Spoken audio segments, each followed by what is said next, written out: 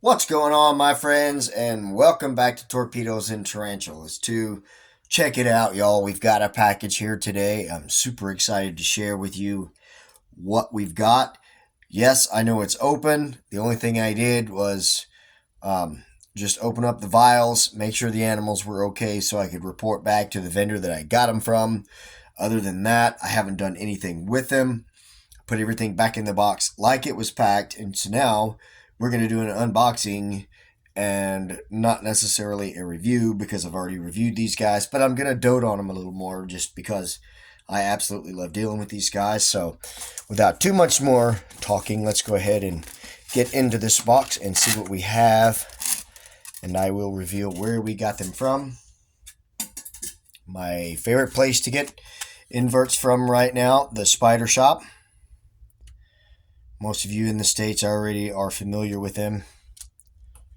If you're not, you should go check them out. We got a card, we got a sticker. With every purchase, you get a sticker. I've already got several of those. There's my invoice telling me what I bought, and then I'm not sure what. It's not a cool pack. Oh wow! Check that out. That's like a little tong or tweezer set. I totally did not place an order for that. They just threw that in. That is so super awesome. Thank you guys. So now let's get down to the good stuff here. Let's get into the meat of this video. What do we have? Well, I know what we have, but okay, so these two smaller vials, these are going to be my freebies. So we're going to reveal those first. This is a Heteropoda Javana. It's a huntsman spider. Never had one. I've had a wandering spider, and I decided to get a huntsman. So that was one of my freebies. And then the other freebie is a New World's tarantula from the Talitocatl genus. This is the Talitocatl. I don't know why my phone keeps focusing and unfocusing. Talitocatl schroderi, the Mexican black velvet. And then, of course, let's get down to the stuff that I actually bought and have been looking for. I can actually cross a tarantula off of my wish list now times two. So check it out, guys. This is what we've got. This is the Aphanopelma bicoloratum, or the Mexican bloodleg. This is a female, as you can see by the symbol there. And then, of course, underneath, this is the Aphanopelma bicoloratum male. I'm super excited to get these guys out and get a look at them because they're such a stunning tarantula.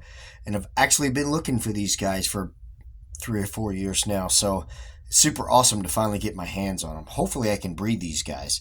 So what I'm going to do is get all this stuff out of the way, reposition the camera, make up enclosures and everything, and then we'll get back in here. You guys go get a snack, get a beer, soda, sandwich, pizza, whatever. Come back here and let's rehouse these tarantulas. Alright, so I don't really have a specific game plan for this rehouse, but we're going to start with the smallest one and the fastest one. This is the huntsman spider. This is the Heteropoda javana. They are endemic to Malaysia and Indonesia. And this particular species, named the Javana or Java huntsman spider, is so named for the fact that it hails from Java, Sumatra. So, from what I have read on these guys, they are a medium-sized huntsman spider, so they don't get super big. I'm assuming 2 or 3 inch leg span. But if you've never seen a huntsman, never owned a huntsman, you should check them out because they're a really cool spider species. Excellent camouflage techniques, super fast, aggressive hunters, and just a all-around really cool spider. They have kind of a crab-like quality about them with the placement of their legs and everything and kind of the way they move. They just kind of remind you of a crab. There it is. Absolutely tiny, but absolutely adorable. I'm going to pause, get this thing in its new house, and then I will get back to you because I don't want to have a whoops, and lose this thing. So try to give you a little bit of a look at it. There we go. Such a cute little thing. Let me see if I can get it in its house. Wish me luck.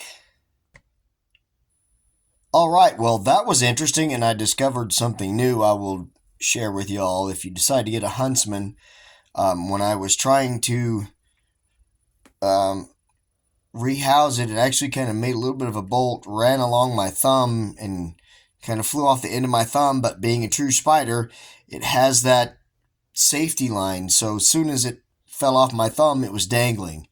Well, I just dangled it right over the enclosure and put it right in, and it was just nice and easy. Can't wait to watch this thing grow up. From what I read on them, of course, they are an arboreal spider, so you keep them arboreally. Arboreally, that's, say that really fast 5 or 6 times. Um, and at this stage, you just want to feed the heck out of them until you get them, you know, out of that delicate stage.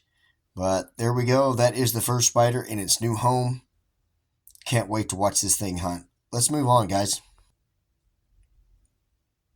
Okay, y'all, here we go. We're going to rehouse the T. Schroederi now. This is the Mexican black velvet. I read up on them, and they are from southwestern Mexico. And they are, of course, a New World species in the Tolitocatl brachypelma genus. Unlike a lot of the other Aphonopelmas and brachypelmas, they do not have the red hairs or setae or whatever. They are mostly just predominantly black. That's why they are called the Mexican black velvet. From what I have read on them, they're kind of compared to the Grammostola pulchra, which is a South American New World species. So this is basically, not scientifically, but basically kind of like, let me get this over here where you can see, North America's cousin to the Grammostola pulchra, which is the Brazilian black. Absolutely stunning tarantula. As this one will be too someday, years from now, because if you know anything about these Aphonopelmas, brachypelmas, grammostolas, a lot of the New World species, they grow very slowly. So it will be a while until we see the adult colors from this thing. Until now, it looks like your typical New World spiderling. So let's go ahead and get it in its new house. Just a basic setup with a little bit of substrate and a piece of cork bark with a little bit of a divot or starter burrow, if you will, underneath. So there it is now in its new house, and it should be in there for quite a while. Guys, I'm chomping at the bit and foaming at the mouth to get to these next two spiders. So let's say goodbye to this little guy and let's move on to the good stuff. All right, y'all. So I have been waiting all day for this moment right here. I cannot wait to lay eyes on these two spiders and see how beautiful they are. Interesting, these little enclosures. I've seen them in the hobby for years. Got that little feed port kind of thing, but I've literally never had any of these. Never had any spiders shipped in these. So now I've got some kind of cool new little enclosures to use for maybe some other new critters in the future. Not in the near future, because I've got property taxes coming up. I honestly did not need to spend the money that I did this time, but I had a friend of mine tell me about this particular species on the Spider Shoppe, and once I found out that they had them, I had to have this species. This is the male, and he is good and healthy and active. If I can kind of keep him in the frame here for a minute, you will notice, first of all, he's absolutely stunning, but you will also notice, if you're familiar with the New World tarantulas, he looks a lot like a Brachypelma bomi or the Mexican firelake.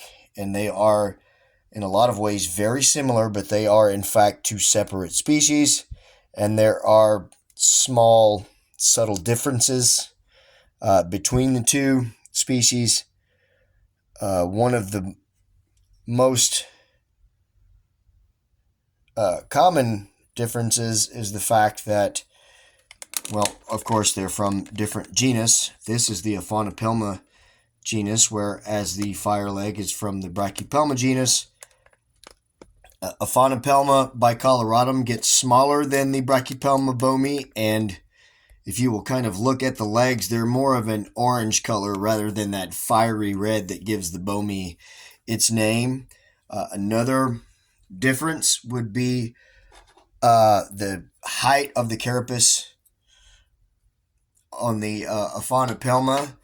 The carapace height is much higher than on the Brachypelma bomi. The Brachypelma bomi is more flat, whereas the Aphonopelma is more domed. Can't really see it on him right now because he's covering up his carapace. But those are the major differences. There are some smaller differences. If you had a trained scientific eye, there's stuff that has to do with hairs that are missing off of one species opposed to the other. One of the other things that I did read was that the Aphonopelma bicoloratum, their chelicera are bigger than the bomi, so they have bigger fangs. And of course, one of the other most notable differences between Aphonopelma bicoloratum and Brachypelma bomi is Brachypelma bomi. If you've ever kept them, you know they're one of the most defensive species within the Brachypelma genus, in my opinion. I've got one right now, a subadult male that just loves to kick, even if I look at him. And I absolutely hate it. It annoys me. Anyway, the Aphonopelmas are less likely to kick hairs, but they can still be defensive. So be aware of that. I've rambled enough about that. We got to look at this beautiful boy. Hopefully he'll be a daddy someday. Let's get that beautiful female out, shall we? All right, so I have been waiting all day. Actually, I've been waiting several days since I knew that this girl was for sale to lay eyes on her. And there's a little backstory here. When the Aphonopelma bicoloratum first came onto my radar, I had never heard of it. Probably 4 years ago. I was still fairly new in the hobby, but had a bit of a collection. My nephew Weston, who is now 13, was probably 6 or 7 maybe.